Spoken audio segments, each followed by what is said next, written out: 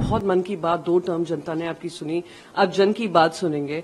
जनता ने दिखा दिया कि उनका वोट जो है सोच समझकर अपना विवेक का इस्तेमाल कर उन्होंने दिया है। सारे ही उनके मंत्रियों में इतना अहंकार आ गया था, बार बार ये कहते थे जनता ने हमें इतना बड़ा मैंडेट दिया, हम किसी सवाल का जवाब नहीं देंगे। एजेंसीज का दुरुपयोग हुआ।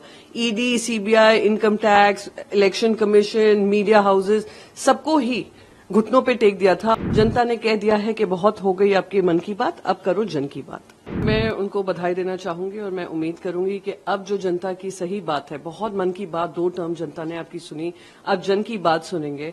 सिंपल मेजोरिटी से पीछे रह गई है भारतीय जनता पार्टी, वही भारतीय जनता पार्टी जहां प्रधानमंत्री नरेंद्र मोदी ने पार्लियामेंट में कहा था कि 400 का आंकड़ा पार करेंगे, 370 तो बीजेपी ही लेकर आएगी।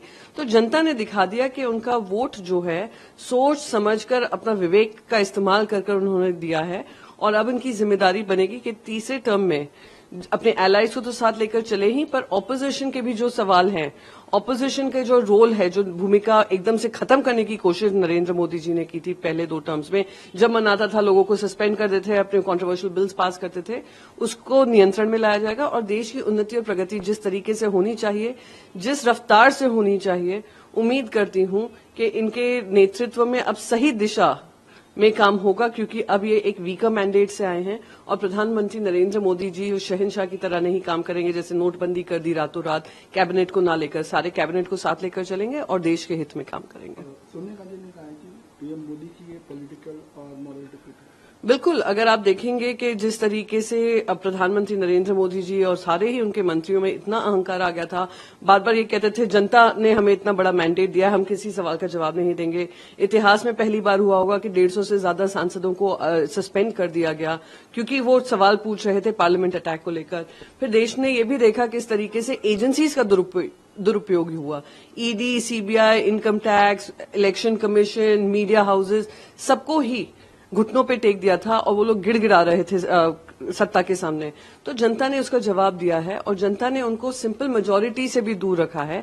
तो ये नरेंद्र मोदी जी की पॉलिटिकल और मॉरल डिफीट इसलिए है कि प्रधानमंत्री नरेंद्र मोदी जी सब जगह जा जाकर डंका पीट रहे थे कि उनको 400 से ज्यादा आंकड़े आने वाले हैं, 370 तो सिर्फ बीजेपी लेकर जाएगी। तो जनता ने उनको हकीकत से अवगत किया है। जनता ने कह दिया है कि बहुत हो गई आपके मन की बात, अब करो जन की बात। ममता बनर्जी ने कहा है कि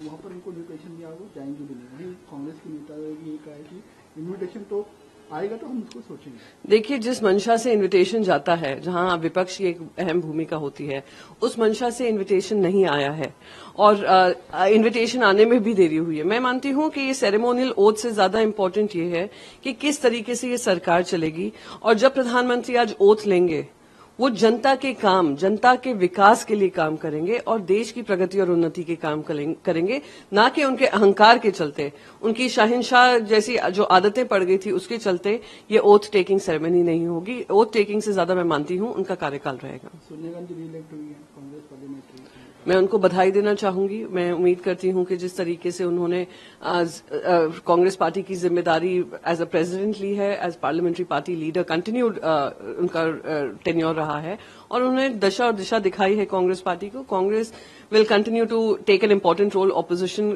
की भूमिका अच्छे से निभाएगी और जनता की आवाज जिस कारण से विपक्ष को आज इतने बहुमत मत देकर जनता ने भेजा है, वो उस पर खरे उतरेंगे और जो भी ऐसे काम हैं जो देश के खिलाफ हैं उसके ऊपर उनके पार्टी और अलायंस साथ साथ काम करेंगे।